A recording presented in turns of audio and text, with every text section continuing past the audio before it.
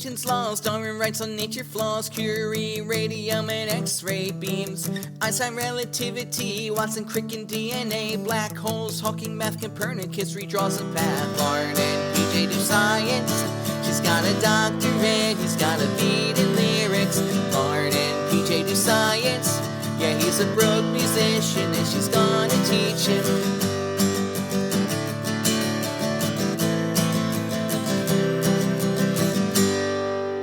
Yeah, you're tuned in to Lauren and PJ Do Science, and it's really the PJ show this week. I am flying solo. Lauren is off on some crazy life adventures, and let me tell you, it has been an interesting couple weeks in the world of Lauren and PJ Do Science, so let me kind of fill you guys in on what's been going on since our last episode, because it is a little bit past the deadline of when we were supposed to put an episode out. Anyway, yeah. So I'm going to enlist the help of, I guess, the studio audience with this one, if you guys could be kind enough to help me on this one. So last week, of course, was Amazon Prime Days, and I went ahead and decided to upgrade my Wi-Fi because my Wi-Fi is just abysmal. Like, I paid for a gigabyte down, and I'm getting maybe 150 megabytes over Wi-Fi, and then we'll say 300 megabytes down plugged in. Not good. So I order a mesh system from Amazon on Amazon Prime Day, take advantage of that sale. Cool. Everything's working nice, peachy keen. And then a couple hours later, my internet cuts out completely. So what do? I call the cable company and say, hey, my, all right, after a couple hours of trying to just figure this problem out myself, I called the cable company and they said, yeah, we don't know what's up, so we're going to have to send a tech out. Small blow to my ego not being able to figure this out myself, but, I'll take it. So the tech comes out. I happen to be on the toilet when he rings the doorbell. Get off the toilet, answer the door. Tech comes in. He does his thing, and maybe an hour later, I'm back up and running. So we're good on my end.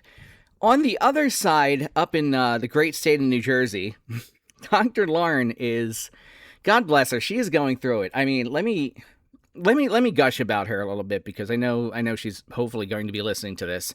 And here's a word of advice for everybody with podcast co-hosts. Talk good about them and they will want to continue helping you out and being on your show and won't, try to do a hostile takeover of your show at some point in the future. Anyway, Wonder Woman, No. Supergirl, none of these compare to Dr. Lauren, okay? So let me tell you. First of all, she is working on grants, and we've talked about this. She's constantly working and writing and researching on grants, proposals, trying to get money coming in to fund her research. At the same time, she is trying to take care of the household, 2 small children, and they're looking for a house. At this point too. So they're like in the depths of house shopping. And if you've ever been through a search for a house, you know that it is time consuming. Like it just eats up all your time. So it's just one thing after another and this and that. And God bless Lauren. She tried. She really, really did try to make it work. And it's just one thing after another. Work meetings came up. Deadlines were moved up and she had less time to work on certain papers. Kids got sick, and then, of course, it's been ridiculously hot outside, so, the kids get a little miserable and cranky, and then that life has to come first, is basically what I'm saying, but she is handling everything like a boss, not to mention serving looks on her Facebook and Instagram, so it's impressive. So she has earned a good week off this time, but, hey, you guys are with me, your humble bard, PJ. Yep, I am here in Williamsburg, Virginia. We are on the cusp of the 250th birthday of America, so there's going to be all sorts of crazy fireworks going on over by William and Mary this week, and I was thinking there was a couple of different ways that I could have gone with this episode. Part of me was thinking that I could go along with our regular topic, which was we were going to talk about the reflecting pool and the nonsense going on there, because one of Dr. Lauren's specialties is she knows a lot about algae. So we're going to kind of use that as a stepping stone to talk all things algae. And I was like, all right, that would be cool, and I could riff on that. I could make fun of the ineptitude of the administration for hours. I easily could, and this is, I mean, if you've been watching John Oliver and all those things like I have, I mean, this is just it's easy fodder. Like oh god, it practically writes itself. But I was like, all right, that would be cool, but I kind of want to wait for Lauren to be back for that. So we're gonna work on that next week, and then do a couple episodes about algae. And I'm already writing the song parody, which is really rad. Um, then I thought it might be cool to do some interesting, like, news. Some science news. A lot of cool things happened this week too. There is CERN just turned out off the Large Hadron Collider for for maintenance. I almost said annual maintenance. Now it undergoes maintenance every couple of years. They turned off the Large Hadron Collider for maintenance, and I don't know if you guys have noticed, but the days seem to be getting a little bit longer, and the timeline seems to be adjusting more to some bit of normalcy. So we'll see what happens. But related to that, I actually kind of came up with a really cool social media thing that I'm going to start doing. So make sure you tune in to our social media pages on TikTok and Instagram and YouTube Shorts to see what I'm going to be working on. So I was going to talk about that. I was going to talk about some local news where the botanical gardens in Norfolk, Virginia, they actually have a corpse flower that blooms every 10 years, and it is getting ready to bloom really any day now. I think they said somewhere between July 2nd and 6th. Maybe it's like the 4th and 10th. I forget the exact dates off the top of my head, but the corpse flower is kind of crazy. They named it Lady Macbeth, which is, I think, pretty rad. But if you don't know anything about the corpse flower, I mean, they smell like ass. There's no other way to put it. They smell absolutely horrible. They get their name because they smell like a rotting corpse. And I'm kind of tempted to go down there because a little bit of lore on myself. I used to live on top of a funeral home, and every so often we would get a family that, for religious reasons, couldn't get their loved one embalmed, and we would have to put this body. God, this sounds really terrible, me saying this, but we had to put the body in a very secluded spot in the basement/garage. And when I was going to school, of course, I went down to the garage, got a car, drove out there, and you would walk by this body, and it was the most rank thing ever. I can't even describe it, but if you've ever smelled a corpse, and I mean, we're talking maybe a couple days old, not like rotting in a desert type corpse or walking into a crime scene corpse, but if you know that smell, that is not something that leaves you. So I am kind of interested to go down there and see how the corpse flower smell compares to an actual human corpse. But I was going to talk about that and how it's a cool mechanism to attract pollinators and bees and bugs and all sorts of things to kind of make more corpse flowers. But then I decided, you know what? It is the 250th anniversary of America, right? So, I mean, we're going to put politics aside, and because I know a lot of us have some big feelings about how the country is, where the country is going, the administration, et cetera, et cetera. I mean, full disclosure, I didn't think we would be in this position when the 250th anniversary hit, but what I wanted to talk about was I thought it would be cool to talk about my favorite founding father. And if you know about me, and if you know me at all, this one's pretty easy, right? So before I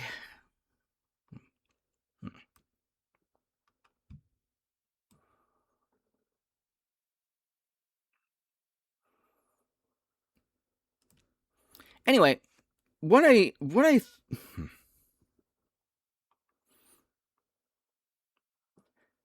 anyway, what I thought would be kind of cool for this week, since it is July 4th weekend, and I know a lot of us have some crazy feelings about the country. We're really, I don't want to say more divided than any other point in history, but we're kind of trending towards that Civil War era of division in this country. Obviously, I want to keep politics out of it. Politics is not science. Well, okay, it is. There's a whole political science thing, but you know, I'm not a politician. I'm a musician, man, and I don't want to talk politics. But what I want to do is talk history. I want to talk about my favorite founding father. The only, maybe not only founding father, but if you, when somebody asks you that question, if you could sit down and have a beer with anybody in history, alive or dead, it would be this person, right? I mean, some people say George Washington. Sure, he's a great general. Thomas Jefferson is another great mind to sit down with, and he would have been, good with our library episode a couple weeks ago because he is a brilliant writer. John Adams, I mean, Mr. Feeney knows what's up. I mean, he said, I have come to the conclusion that one useless man is called a disgrace, that two are called a law firm, and that three or more become a Congress. And by God, I have had this Congress. For 10 years, King George and his parliament have gulled, cullied, and diddled these colonies with their illegal taxes, Stamp Acts, Townshend Act, Sugar Acts, Tea Acts. And when we dared stand up like men, they have stopped our trade, seized our ships, blockaded our ports, burned our towns, and spilled our blood. And still, this Congress refuses to grant any of my proposals on independence, even so much as the courtesy of open debate. Good God, what in the hell are you waiting for? Sit down, John. Sit down, John, for God's sake. John, sit down. Sit down, John. Sit down, John. For God's sake, John, sit down. Someone ought to open up a window. I mean, John Adams knew what was up. Alexander Hamilton, right? He could have helped me out with my rap that I did for the library episode a couple weeks ago. But no. My favorite founding father, the one I would most likely have a beer with, is Benjamin effing Franklin. Few people knew that, but effing is his middle name. Ben Franklin, I mean, all right, we all know him as the guy on the $100 bill, the guy in the stone statues, the guy, the lightning, the kite, the key, all that stuff. But he was the original mad scientist in America. This is going to be the story of basically how one weird old man invented half of modern America while trolling Europe. Like, this dude was the original, hey, I wonder what happens if I lick this scientist. I mean, all right, let's talk about this for a little bit, right? Ben Franklin would have rolled up to the Continental Congress 3 hours late because he was kind of busy inventing some sort of swim fins, and while convincing France to bankroll an entire revolution after banging all of the Parisian women. He invented bifocals because he got tired of switching glasses. He became famous for electricity, though he never actually discovered electricity. He was a scientist, he was an engineer, an inventor, a diplomat, newspaper publisher, a troll, America's favorite grandpa. Like, dude was insane. But what I want to start off with is a common misconception. Ben Franklin was not actually a scientist. And you're probably asking me, PJ, why he was a scientist. He did all this cool science stuff. The word scientist wasn't actually invented until 1833. So we had the word that was most common for scientists back then was something called a natural philosopher, which kind of explained a person who had curiosity about the way life worked. And this could be it's about as ubiquitous as the way that we use science now. So you could have an interest in creatures, and you would be a natural philosopher studying creatures. You could have an interest in chemistry or medicine and be a natural philosopher studying those. And so that's kind of how it was. And honestly, I think natural philosopher is actually kind of cooler than being called a scientist, because it's like, oh, what do you do? Well, I'm a scientist. What do you do? I'm a natural philosopher. And people are going to sit around and say, what the hell does that mean? But, but really, honestly, one of the biggest mistakes that I think history has done with Ben Franklin is turning him into that stiff guy that's on the $100 bill. And like the marble statue, like he was not that guy. He was curious to the point of being dangerous. Like, he kind of epitomized that curiosity is one hell of a drug. So let's kind of rewind all the way back. So Ben Franklin, I mean, he wasn't born into privilege. He was not a rich kid. He's not a Nepo baby. His father made candles and soap. He is the 15th child, one of 17 kids. 17 freaking kids. Think about that for a second. Now, some of y'all are struggling with the, spouse and 2.5 kids and a dog thing. Imagine having 17 kids. Now, that was the fashion back in those days, of course, because, I mean, you had to have the kids to work the farm, and then half of them would die of dysentery as you're trying to travel the Oregon Trail, or, the wagon breaks and one of your kids drowns in a river. A buzzer, not a buzzer, like an eagle could run off with one of the kids. I mean, all sorts of nasty things can happen. So you did have to have big families like that, but God, the chaos in that house. He was the 15th child out of 17. He went to school for 2 years because his father couldn't afford it. So at age 10, done. No more school, which actually was not that uncommon back in those days either. Because at some point, you kind of got a basic education. Most people got education based, like a home-based education. Not everybody learned to read, right? Like, we still weren't at that point where school was compulsory like it is now. And so that's not entirely uncommon either among the lower class families, which Franklin was part of. But he went on to work with electricity, ocean currents, meteorology, engineering. He taught himself everything he knows. He taught himself how to be a diplomat. He taught himself how to be that natural philosopher. And it was that natural curiosity that drove him to figuring all these things out. And compared to now, if my dishwasher breaks, I'm sitting there looking up tutorials on YouTube. I can't figure it out myself. And it's just amazing how this dude had no formal education, but became one of the smartest people on earth. I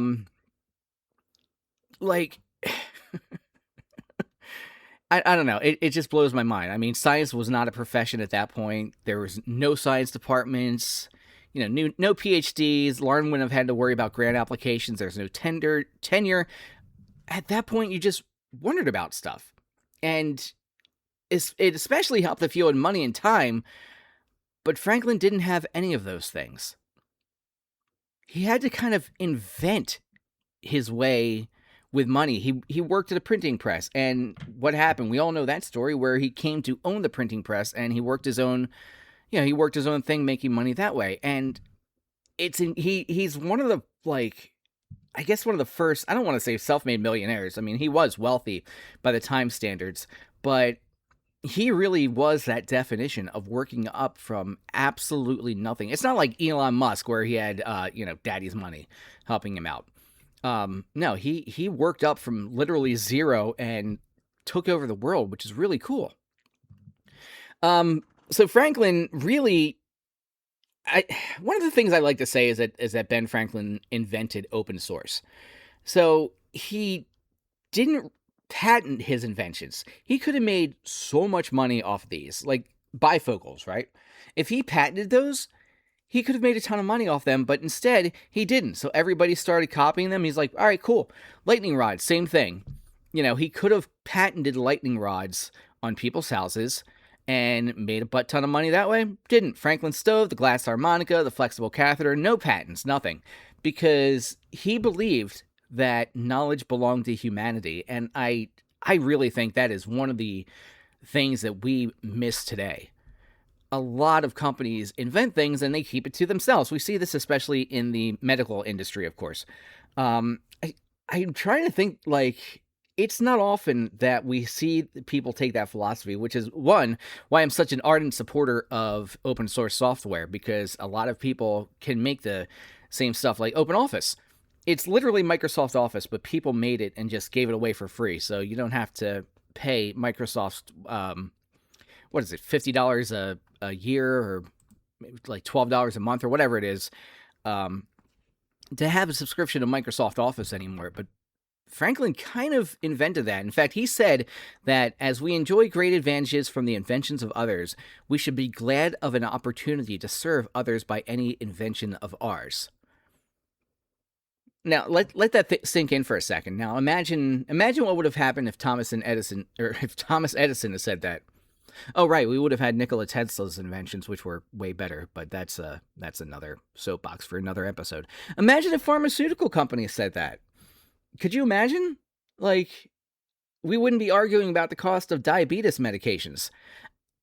Imagine if main Silicon Valley said that. I'm not talking about the open source people. I'm talking like Microsoft. Imagine if Microsoft said that. Benjamin Franklin had that first philosophy that said that people have a responsibility to share knowledge. It's part of the DNA of modern science. And it sort of invented the scientific method, that way of thinking, which was publish your work, let other people test it, replicate it, improve it, argue with it, steal it, and build on it. So he was kind of the forefront about this. Another thing I like to say is that curiosity was Ben Franklin's superpower, right? He didn't invent things just to invent things. He didn't have that level. He he invented things out of spite. He got annoyed. So he would sit there and say, like, all right, I have to switch my glasses. This is really annoying. He invented the bifocals. Fireplaces weren't efficient enough. Fix those. Ocean crossings taking forever? No. He mapped the Gulf Stream to cut ocean crossings down quite a bit. So a lot of, like, they say that necessity is the mother of all invention, and he really embodied that because he just said, this sucks. I'm going to fix a way around it. It's not like I'm going to invent, what was that episode? I think it was The Simpsons, where Homer tried to invent an automatic hammer and patent it. It wasn't that. No, he was, like, Ben Franklin got annoyed at something and said, all right, somebody needs to do this. He started inventing at a young age, right? His first invention came when he was 11 years old, and he was a swimmer. He loved swimming. He was really good at it. I think it was in 1968 they would induct him into the International Swimming Hall of Fame based on his inventions. But he wanted to swim faster. So what does he do, right? He doesn't train. He doesn't, look at, he didn't have like Michael Phelps to to look at to make himself faster. He cuts out these flat wooden paddles, one for each hand, right? I guess he was looking at maybe frogs or something like that, which worked the same way to push more surface water and go faster. And that was basically the world's first swimming paddles. I mean, they'd been using it for years on ships. I mean, we're talking going back to the Greeks, Romans, even prehistory. Cavemen probably used oars and paddles, but nobody thought to stick them on their hands, but Ben Franklin did. And that worked until,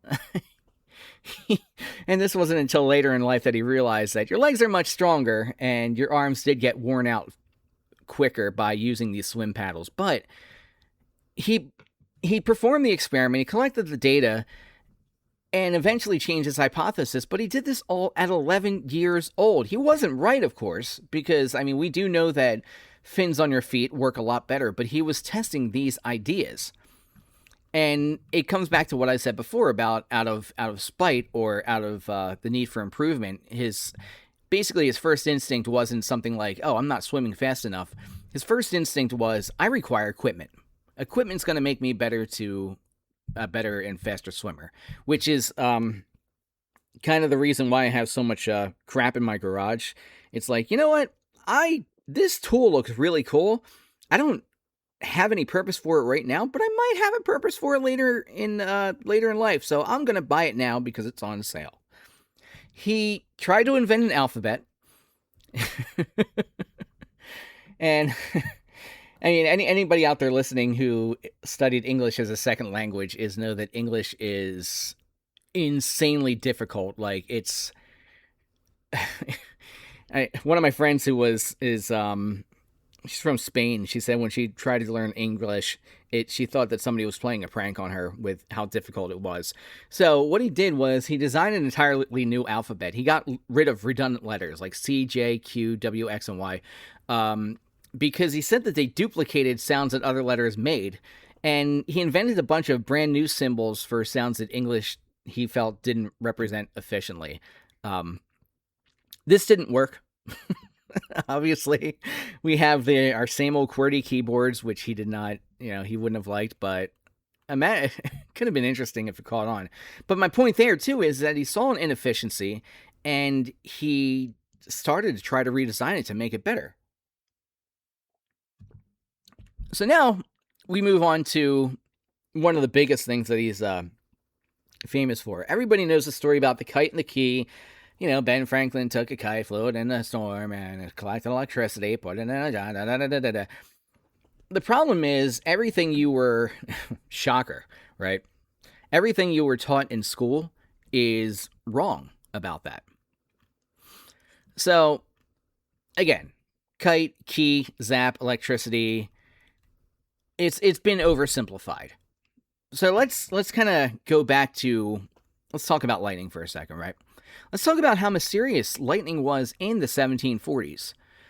Now today, obviously, we know it's electricity, how it forms, we can model it, we can predict it, we can track lightning strikes, we all know that stuff. But in the world of 1740, lightning was terrifying. Remember, these were simple people. These were people who thought that if lightning hit your church, they thought that somebody pissed God off. If lightning hit your barn, you probably pissed God off. If lightning struck the sky, you probably pissed God off. Basically, everything you did pissed God off, and God talked with lightning. Tallest building in this town getting zapped, well, you know, they pissed God off. Now, before then, of course, there were all sorts of theories that people knew about static electricity, obviously. Like if you rubbed amber with fur, you can make little bits of paper jump. Europeans had been experimenting with static electricity for decades, really. They made spinning glass globes that generated sparks. People shocked each other for entertainment at parties, which, you know, I mean, we've all done that with our onesies. We've rubbed our feet across the carpet and then touched our little sister and zapped her. But nobody kind of really figured out where it came from until Franklin thought of this one. So initially he didn't really set out to discover electricity. He wanted to answer a question. The question he had was, is lightning the same phenomenon as electricity? So he kind of embodies that really core thing of science, which is asking one really good question. So, and he noticed a couple similarities to this, right? Both made light, both made loud noises, both of them branched, both seemed attracted to metal, both could start fires, and both gave people nasty shocks.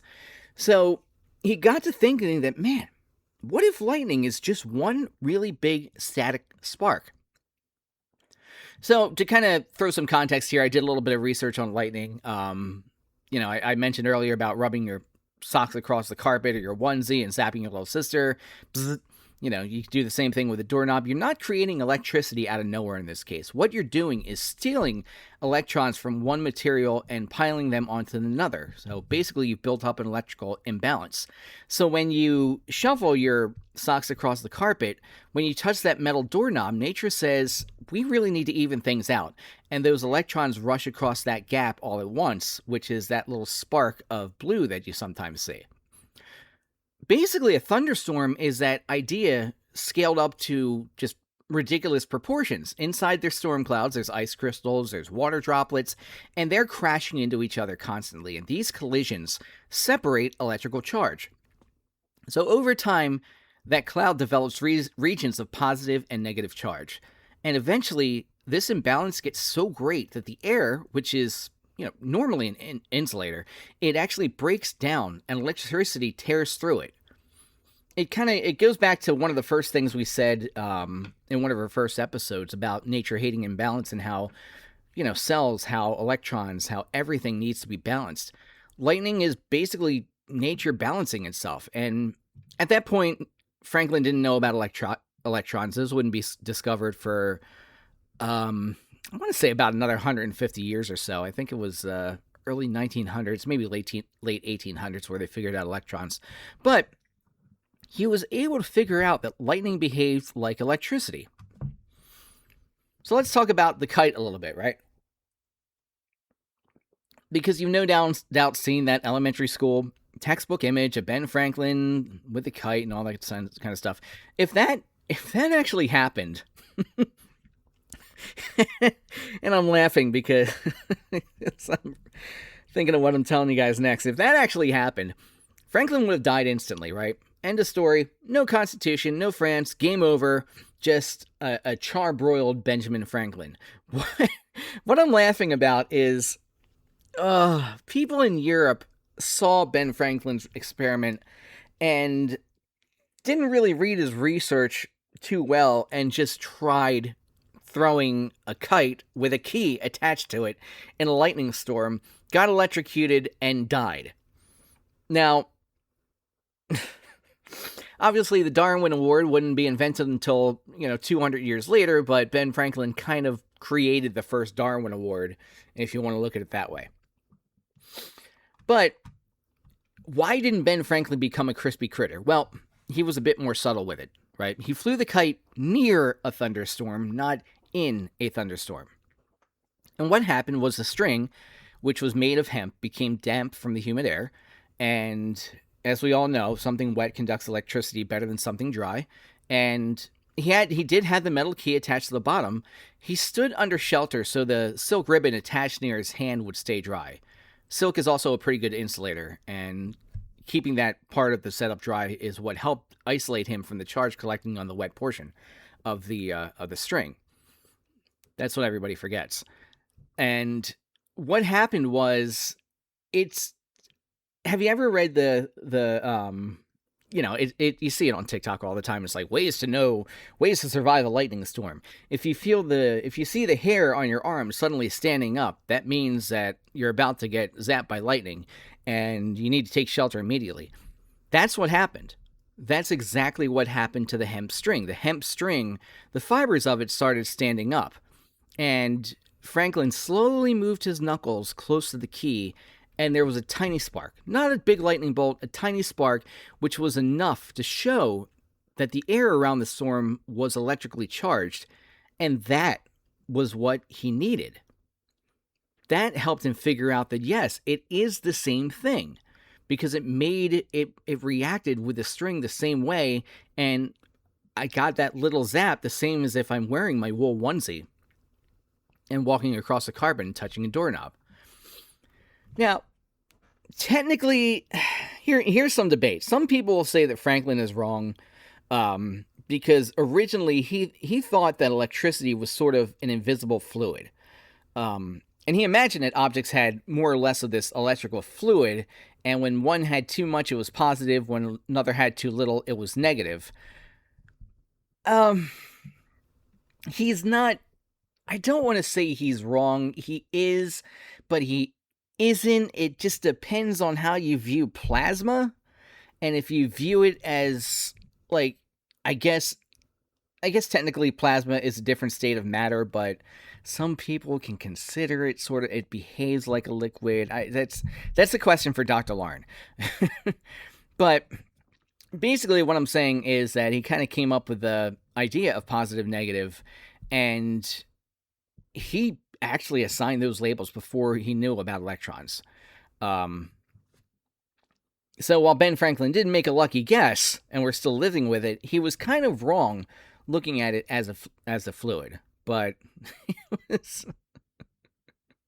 I found a funny story too. I talked earlier about some of the Europeans trying to replicate the experiment. In 1753, there was a Russian physicist named George Wilhelm Richman who decided to do that, and he was using a metal apparatus to collect charge indoors during a storm, and shocker, a powerful discharge leapt from the equipment, zapped him in the head, and killed him instantly. Here's your sign. Anyway, that discovery of, well, not discovery of electricity, but discovery of how lightning works is what turned Franklin into a lifesaver, because he realized that once he was able to see that lightning was electrical, he asked the question, how can we control this? And he kind of thought of, instead of letting lightning just right down through the roof of a building and all the parishioners inside saying, oh, must have pissed God off, we didn't pray hard enough, why not give it an easier path? So he stuck a metal rod on the roof and connected to the ground, because he noticed that lightning, of course, was attracted to metal. And what happened was it would travel all the way down this huge metal pole attracted to the building and go into the earth. Grounding. He built the original grounding system, which we use in our houses, we use in basically every form of electricity nowadays, is you have your positive, you have your negative, and you also have your ground wire. And the original ground wire was just a giant metal lightning rod that Franklin said, hey, let's put this on top of houses and churches and make sure that churches don't blow up. But the 1700s being what they are, of course, some clergy did not like the lightning rods, and they were saying, if God wants to strike a building, who are we to interfere? And Benjamin Franklin said, well, if God also gave us brains, maybe using them wasn't an act of defiance. So he argued, he came up with such a great argument to theology. Like that's kind of, I kind of have a modern way of saying, like, to the people who say, well, you know, God gave us faith and we can't use science. We have to have faith. My favorite response is similar to what Franklin said. Like, well, what if science is God's gift to us so we can figure out better how the wonders and majesty of the world he created works? Shut down a woman in a grocery store like that one time. But, yeah, I mean, you know, I talked about the Franklin stove earlier and about how colonial fireplaces were just awful, right? They were just like basically stacks of bricks. Like you would sit in front of it and you would be toasting, and you'd step like maybe 3 feet back and you were freezing again. The heat disappeared up the chimney. He figured out a way around that. Well, he didn't invent that stove, really. He stole the idea of the enclosed stoves from Europe, and he redesigned the way air and heat move through the system, which we kind of still use today in HVAC systems. So he sort of invented the original HVAC system there. So he kind of started electricity. He kind of redefined our understanding of lightning and created the grounding wire, which led to later inventions with electricity. He invented HVAC, basically. But and keeping on that inventing HVAC, he didn't just invent heat. He also kind of invented air conditioning. So he started to think of the question, God dang, it's hot. I mean, it is, in Williamsburg right now, it is 120 degrees. Real feel. In Philadelphia, during the Continental Congress and all those events, like, it was 100 degrees outside. And if you've ever been to Independence Hall on a field trip, you know how ungodly hot that place can get. So he decided, you know, what if we can make something freeze on a hot summer day? The year 1758, Ben Franklin's in England. He's hanging out with John Hadley, another scientist or natural philosopher. And the temperature outside is 65 degrees Fahrenheit, so not bad. But he started wondering, what happens if a liquid evaporates really, really quickly? And of course, today we know that answer, that evaporation cools things. That's how HVACs work. But they didn't know that then. So what he did was he grabbed the glass thermometer and they poured some ether on it, and the ether evaporated almost instantly. And so they poured more on, then some more ether, and they kept blowing air across it to make the ether evaporate even faster. And what happened was the temperature dropped. Not a little bit. It dropped until it was 7 degrees Fahrenheit. Not 7 degrees cooler, but 7 degrees Fahrenheit. So the temperature on the thermometer had dropped like 60 some odd degrees below the surrounding air on a summer day. Like, it's kind of crazy. He kind of proved that, like, basically every liquid molecule is friends and they hang on to each other. And going back to nature having to be balanced, if one molecule wants to escape into the air, it has to steal the energy to do so. And where does it steal that energy from? Whatever it's sitting on, which in that case was the thermometer. It could also be your skin. It could be the ground. That's basically how sweat works. When sweat evaporates, it's stealing heat from you. So he took that same principle, which of course he didn't know about it at the time. They didn't know that sweat did that at the time. He didn't know anything about molecular energy. He didn't understand anything about thermodynamics. But he figured out that if you remove enough heat, things freeze. So he basically invented refrigeration. He invented air conditioning. The fact that we can drink a cold beer on a 4th of July goes back to what Ben Franklin invented on that day. So it's crazy. I also mentioned earlier that he did some work with the Gulf Stream, and this is one that I don't think he gets a lot of props for. So we know that Ben Franklin became Postmaster General, and one of the biggest thing was ships. Now, these ships took forever to cross the Atlantic, and he thought it was really weird because these were British mailing ships, and he was like, what is going on? Because American whaling captains were getting across the Atlantic a lot faster, but these mail ships were taking forever. It was the same ocean, same winds.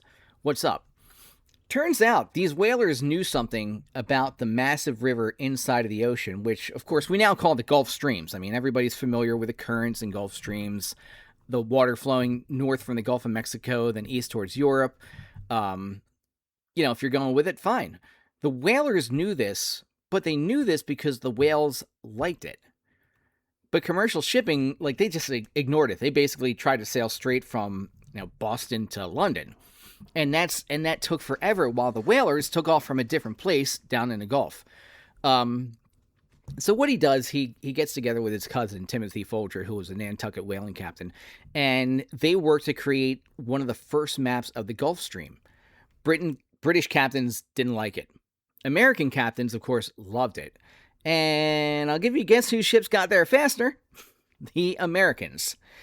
But, Ben Franklin solved that problem as well. But, of course, if you've ever worked in an office, you know that people just refuse to listen, so that happens. But the Gulf Stream also, it doesn't, we know this today, of course, that the Gulf Stream doesn't affect ships, but it affects weather, climates, fish migration, hurricanes, everything. Europe is dramatically warmer than it should be because of these ocean currents carrying tropical heat northward. So Franklin wasn't just helping out the mail to do this. He was one of the first people to really realize that the ocean itself is a moving system that affects all sorts of different things on Earth. And that kind of leads to our knowledge today of how things work. But he was the first one to kind of figure that one out.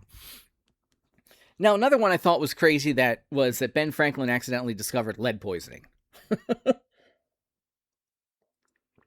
Not fun, right? So we all know that he worked as a printer, and he started noticing that printers like himself would get sick. The plumbers got sick, the painters got sick, sailors got sick, people making rum got sick. Different jobs, but they all had the same symptoms. They had abdominal pain, they had weakness, mental problems, memory issues, which we know today as lead poisoning, because basically everything was made using lead back in those days. The pipes, paints, things on ships, distilleries for rum and different kinds of alcohol, all used lead. And we didn't know that. We know that now, of course, is lead poisoning, but in the 1700s, nobody realized that. Franklin started putting this together and looked at the commonality, which was all that lead. So later in life, he wrote, "I have long been convinced that lead is making people sick." He didn't know the chemistry, he didn't know the pattern, but again, that observation, that curiosity, that evidence, and that hypothesis is so classic Benjamin Franklin right there. Of course, the Romans also poisoned themselves with lead. Europe poisoned itself with lead. Colonial America poisons itself with lead. Humanity apparently looked at a toxic heavy metal and collectively went, let's make everything out of this. Until Franklin said, hey, this is a really bad idea.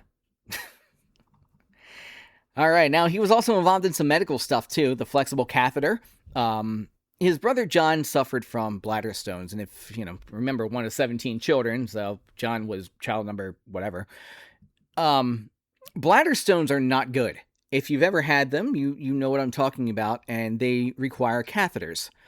At that point, at that point in time, catheters were long metal tubes, rigid. They did not move. Rigid metal tubes going right up the pee hole. Nightmare fuel. And Franklin, of course, said, Dude, there's got to be a better way to do this. So he invents a flexible catheter made of linked silver segments. Not that much better, but way better than what it was. like imagine just like a freaking rigid metal. Oh, nope. Moving on. Ben Franklin was obsessed with fresh air as well. Now, most Europeans, of course, believe that cold air can make you sick, and Franklin said, nah, I don't think so. He loved sleeping with the windows open. He encouraged fresh air in buildings. He took this thing, he took something that he called an air bath. Now, if you've never heard of Ben Franklin's air bath, he would sit in his windows, like sit in a room with his windows open, butt naked. Just nothing on, naked as the day he was born. And he would just take air baths because, unlike the Europeans, he thought that the air was actually healthy, which we kind of learned later that, yes, fresh air is good to get fresh air. So, while he was sitting there with his bits all out on display, and of course the women looking up at him going, ooh, Ben Franklin, yeah. He realized that fresh air in buildings was a problem and that stale air inside buildings was bad. He didn't know about viruses at that time. He didn't know about bacteria, nothing about germ theory. But again, this is one of those situations where he accidentally stumbles upon something crazy because he was asking the right questions and that curiosity. Poor ventilation does help diseases spread because people were breathing that same contaminated air. He didn't know this at the time, but what he observed was that people were doing better with fresh air coming into their buildings and that it was easier to breathe and you got less sick when you had proper ventilation. He was also, this is another one of the reasons he takes my heart, is that he was a bit of a musician, right? So he was attending a concert and he sees this musician making music by rubbing wet fingers around wine glasses. And I'm sure you've seen this on TikTok and YouTube. It's pretty, it's creepy sounding, but Franklin said, you know what? I can improve on that. So what he does is he takes dozens of these glass bowls and mount them horizontally on a spinning rod, and instead of moving your hands from glass to glass, the glass spins and it rotates past your finger. So it's easier to play, and it's kind of like, almost like playing a piano, like you play it in the same kind of way. You can look it up on YouTube. People still have glass harmonicas today. They're still making them, and they're very expensive, but they're very pretty. But it was so popular. Mozart wrote music for it. Beethoven wrote music for it. And it was an insanely popular instrument for about 20 years. Now think of that too. You think about like Mozart and Beethoven, classical, old guys. A lot of people don't realize that they were on the planet at the same time as Ben Franklin and their founding fathers. It's kind of weird how history works. But of course, Europe decided that they would go insane, as Europe does, and they started claiming the harmonica causes depression, madness, hallucination, nervous disorders, and death. Kind of reading like the, side effects on an erectile dysfunction commercial. And there was no evidence for this. There really wasn't. Like, some scientists think that the leaded glass may have contributed to the rumors, but there's nothing. It's kind of like what they say today about Wi-Fi causing headaches or heavy metal music summoning demons, which, I did see Warp Tour in this year, and they did summon demons, but that's, they kill the demon, so everything's fine. But it's kind of like that equivalency right there. But it's just weird. It's weird the way that people in those times thought before we really, it just kind of shows you that people being ignorant of science, ignorant, of course, I'm using not as stupid, but unknowing of how the world works, kind of invent their own ways of thinking. Kind of like, we can't explain it, so we're going to say, Magic Sky Daddy says it's okay. So it's kind of crazy. Like, he has always had that curiosity, but now I want to get to the best part about Ben Franklin. Like, his work as a natural philosopher, his curiosity, his inventing stuff way before its time and kind of laying the groundwork for a lot of things we use today is great. But Ben Franklin was one of the OG rock stars. Like, him and Mozart were probably the two biggest rock stars on the earth. I mean, if you've ever seen Amadeus, you'd understand. Go watch that movie. I haven't watched the series on Stars yet, but watch the original movie, and Mozart was the OG of like throwing stuff out of hotel rooms. He was crazy. But Ben Franklin was also one of the most famous people on earth. Now think about it like this. Not just one of the most famous Americans, but one of the most famous people on the planet due to his experimentations with electricity. And it's not like, you put a video on TikTok, it goes viral, and 5-6 years later you have I Show Speed and Mr. Beast. That's not how stuff traveled back then. It was all word of mouth. Like he was kind of, I guess we could say that he was the first viral celebrity, because he did the experimentations in the 1750s with electricity, and then by the 1770s they had electricity, like electric lights in France. Like it's crazy. So what do? American. All right. Let's go. Let's kind of go with a history lesson here, right? So America, we're getting our ass kicked in the war, right? That we all know that. We've all seen Hamilton. We've all seen all the movies. We've seen The Patriot. We're getting our just whooped. Continental Army's underfunded. The British have the most powerful navy on earth, and we need help, right? We need France, because France conveniently already hates England at this point. So, hey, why not? America needs money. They need ships, weapons, troops. France had all of these things that we were just lacking in, not to mention military prowess. So, what do? They send this 72-year-old or 70-year-old celebrity over to France in the hopes of convincing an entire nation to bet against the most powerful empire in the world, which was England. Franklin is so good here, right? Franklin had everything, right? At this point, we'll say it's worth mentioning that science and knowledge was sexy at this point. Like today, scientists aren't very much celebrities. I mean, we all know Neil deGrasse Tyson, of course, Bill Nye. Most of us remember Mr. Wizard, Beekman. Some of us know Dr. Michio Kaku. Brian May, of course, world-renowned physicist, Alan Turing. We know a couple names of scientists, like famous scientists, but most scientists day to day, like you wouldn't know, you'd be walking down the street next to the top physicist at a college and you wouldn't know them. But back in those days, natural philosophers were the rock stars, because this is the time of the Enlightenment.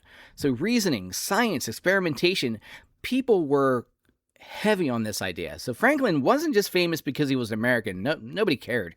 He was famous because he was the guy that tamed lightning, and he was showing up like people wanted to meet him. They wanted to talk to him. Ben Franklin had it all together, right? He had the drip. Like he could have shown up like dressed like a fancy European aristocracy, right? With a wig, the silk clothes, gold blah, blah, blah, blah. Instead, he does the opposite, right? He wears simple brown clothes, just a plain hat, wire-rimmed glasses. He presents himself as this rugged American philosopher in the wilderness, and that was his drip, and the French elite ate that shit up. Kind of like if Einstein showed up today wearing hiking boots and an old flannel shirt, you'd be like, what's this guy doing?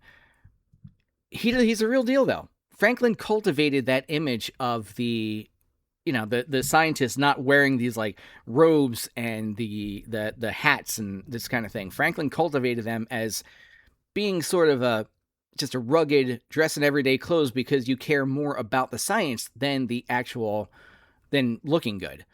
And he became a celebrity, right? He was everywhere. People painted him. He was on dishes. He was on snuff boxes, medallions, paintings. He was printed on Women's Fan. He was merchandising. Like, he had that thing down. It would be like if we walked into Target and saw a mug with Neil deGrasse Tyson's face on them. Not saying I have one of those, but I might, if any of our listeners want to send me one, that'd be really cool. But It was like one French woman supposedly wrote that every respectable home needed a picture of Benjamin Franklin in their house. Like, dude was bigger than Mr. Beast and Speed back then. He had game too. Okay, now, all right. I like to say that as like one of my favorite jokes is I always say that Ben Franklin's penis is basically the only reason that we have a country. Bit of an exaggeration, but Franklin understood that this was diplomacy and not just treaties. It's relationship, it's trust, it's making people like having you around. So did Ben Franklin actually sleep with half of France? Probably not. Did he flirt? Yes, he flirted a lot. Did he enjoy female company? Absolutely. There's a reason they call him Pimp Daddy Franklin. People help who people like.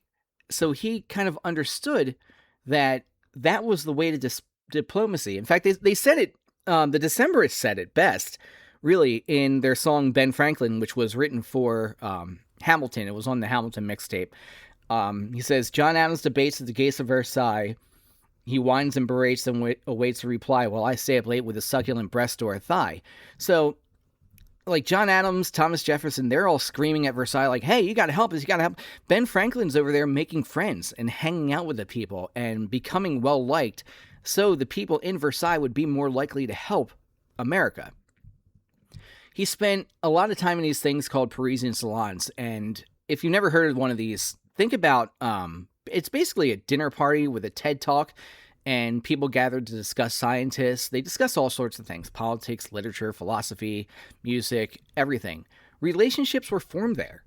If you go to an old hotel, and I'm specifically remembering the Hershey Hotel, which I went to a couple years ago, and that was built in the early 1900s. It had a room, and I forget the name of the room, but it was something parlor. And the whole point of this room was to go in there and talk to other people. And they had these parlors all over the world, and that's what you would do.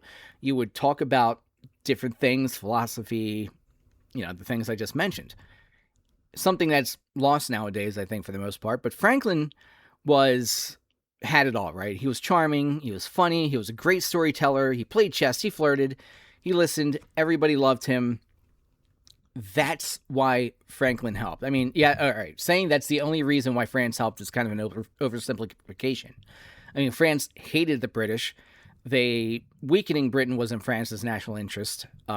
America proved it could actually fight and handle themselves. But one of the big reasons was Franklin gave the French that confidence that the Americans were worth backing. So he wasn't really necessarily the reason, but he was the salesman. He was good at human psychology. Scientists will often think that data changes mind. And unfortunately, in this time, for the last, 5-6 years? Maybe a little bit longer even, we've kind of learned that data alone doesn't change minds. You can look back at COVID. Like, we had all the data in front of us, and people were still saying, no, the vaccine. He changed their minds because of the stories. He changed their minds because of the trust they put in him. And that is something that I think we need today in modern science. We need not just the data, but we need people who can be salesmen with the data. All right. Cool. So I've been talking about his achievements, his thing for the revolution, all that kind of stuff. But he had a bit of a side to him. I think the best way to describe it is Ben Franklin was probably the original troll.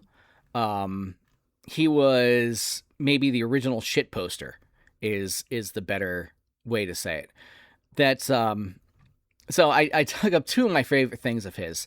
And the first one you can actually see if you play Assassin's Creed 3, which is my favorite Assassin's Creed game. Now, I know that's a bit controversial, but it takes place during the American Revolution, so it's basically in my backyard. I could run through Valley Forge, all that kind of stuff was great. Anyway, you're running to Ben Franklin in Boston, and you can talk to him about this actual letter that he wrote, and it was some advice to a friend on choosing a mistress. Ben Franklin was horny, there's no other way to say this. There was a younger friend of his who was considering taking a mistress. And Franklin, who's about 40 years old at this time, says, instead of saying like, maybe you shouldn't do that, what Franklin does is writes a whole letter to this guy supporting older women. And it's hilarious because the tone is completely serious and straight-faced. Like, he builds his argument point by point, like he's presenting experimental evidence. And I have to read this. Like, you can read the whole letter on Wikipedia, but here's the points, and I got to read these verbatim because they were so funny. Which is even funnier because Franklin wasn't trying to be funny. So his reasons were, 1, because as they have more knowledge of the world and their minds are better stored with observations, their conversation is more improving and more lastingly agreeable. So basically, an older woman can talk to you about better things, and their companionship is better, not just in the bedroom, but you can carry on a conversation better. 2, because when women cease to be handsome, they study to be good. To maintain their influence over men, they supply the diminution of beauty by an augmentation of utility. They learn to do 1,000 services small and great, and are the most tender and useful of all friends when you are sick. Thus they continue amiable, and hence there is hardly such a thing to be found as an old woman who is not a good woman. So... It's especially funny when you read one of the later paragraphs. So basically, as he's saying, as beauty fades, women kind of learn to be more of a. God, this is so wrong by today's standards. Women learn to be more of a housekeeper and take care of you a lot better. Number 3, because there is no hazard of children, which irregularly produced may be attended with much inconvenience. He's basically saying that you don't need to wrap it up. Just spray and pray, but you don't really need to pray because older women can't have kids anymore after a certain age. And to be fair, those ages did differ quite a bit back in those times. I mean, most women don't start hitting menopause until like, sometimes 40s, 50s. Like, women were hitting menopause in their 30s at that point. Number 4. Because through more experience, they are more prudent and discreet in conducting an intrigue to prevent suspicion. The commerce with them is therefore safer with regard to your reputation, and with regard to theirs, if the affair should happen to be known, considerate people might be rather inclined to excuse an old woman who would kindly take care of a young man, form his manner by her good counsels, and prevent his ruining his health and fortune among mercenary prostitutes. He's basically saying that an older woman knows how to keep it on the down low. And if the things should be found out, you can kind of sweep it under the rug because people would look at this older woman taking on a younger man and saying, you know what, she's keeping him away from prostitutes and otherwise unseedy individuals that he might be distracted by. This is what makes the second one kind of funnier. Because in every animal that... all right, these are Ben Franklin's words, not mine. Because in every animal that... Keep in mind that plastic surgery hadn't been invented yet, by the way, like Joan Rivers, done. Because in every animal that walks upright, the deficiency of the fluids that fill the muscles appears first in the highest part. The face grows lank and wrinkled, then the neck, then the breasts and arms. The lower parts continuing to the last as plump as ever, so that covering all above with a basket and regarding only what is below the girdle, it is impossible of 2 women to know an old one from a young one, and as in the dark all cats are gray, the pleasure of corporeal enjoyment with an old woman is at least equal and frequently superior, every knack being by practice capable of improvement.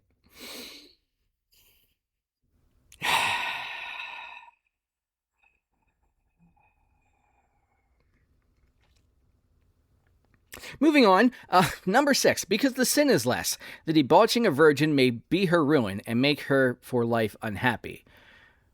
Yeah, I mean, okay. I'm not touching that one either. 7, because the compunction is less. They have The having made a young girl miserable may give you frequent bitter reflections, none of which can attend the making an old woman happy.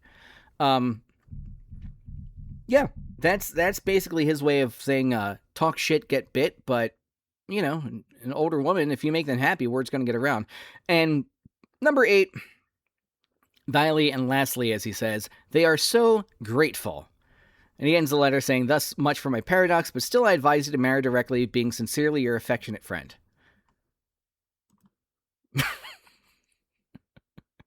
So older women are more experienced, they tend to be kinder, they appreciate the affection, they're better conversationalists, they're far less likely to become pregnant. And as beauty fades, the character improves.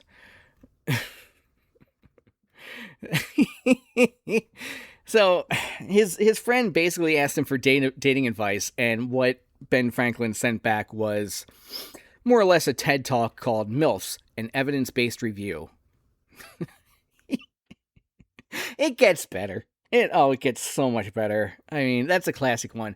He wrote a letter that is called Fart Proudly. Well, an essay. It's called Fart Proudly.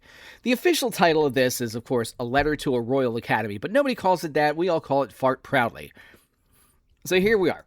1781, Ben Franklin's living in Paris, and scientific societies are publishing papers on increasingly obscure topics. So, what Franklin decides to do is write a satire. He basically says, you people have discovered all kinds of incredible scientific truths.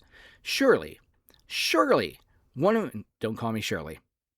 Sorry, I can't help it. One of you can invent something that makes human flatulence smell better. Now notice this, he doesn't want to eliminate farts. He understands they're natural. He just wants them to smell pleasant. One of the best lines in this, he suggests that a scientist should discover a substance that would render the natural discharges of wind from our bodies not only inoffensive but agreeable as perfume. Perfume farts. So, Dr. Lauren, your next mission is to submit a NIH grant for that as soon as you can. What's crazy is 250 years later... And I was just watching this the other day. I saw it on TikTok. 250 years later, the Japanese have invented something that you can eat, and it makes your fart smell like roses. That's cool, right? But behind all this, like, it is satire, but behind all this, he does ask a legitimate scientific question, which is, why do farts smell? And it's gut bacteria. We know that. Breaking down sulfur, contain compounds in foods, like the compounds are smelly. Like our noses pick up on this and say pu, but most of a fart isn't actually the smelly parts. It's just like a small part of it. It's mostly nitrogen, carbon dioxide, hydrogen, methane in some people, but it's that sulfur that makes the fart smell. Obviously Franklin didn't know this part, but he did correctly guess that there are certain foods that change odor, and that chemistry changes the odor, and that maybe chemistry could improve this odor. So, and what do we know today? Of course, we know this all to be true, that certain foods make gas smell work. Like if you eat beans, for instance, like refried beans make your farts horrendous. We understand that activated charcoal helps make your farts not smell as much. We have business compounds. We have probiotics that can alter the gut biome. We have this stuff called Beano, which you can take, which makes your farts less. But he what makes this part real funny isn't necessarily that he's talking about fart. It's the target, right? He was making fun of scientists at that point. So basically what he's saying, and this is why it's a troll, or it's why it's such a shitpost. He was saying, why spend all your time solving problems that nobody has when literally every human being farts? If science is supposed to improve people's lives, maybe solve that part. So don't try to solve the farting part, try to solve the part that makes the fart smell. Right? Crazy.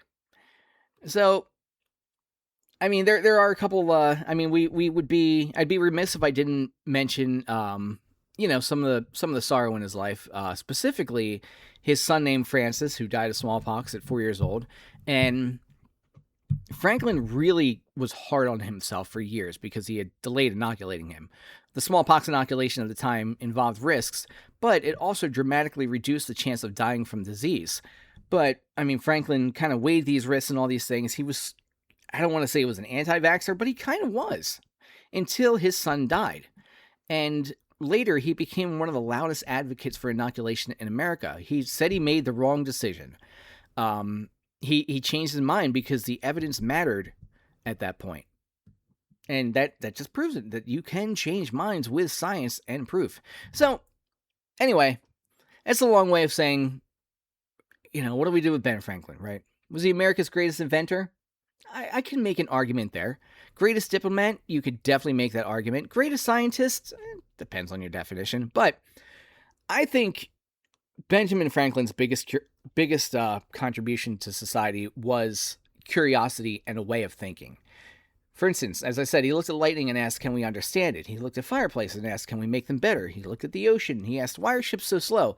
He looked at older women and asked, have you fellows considered the data on this?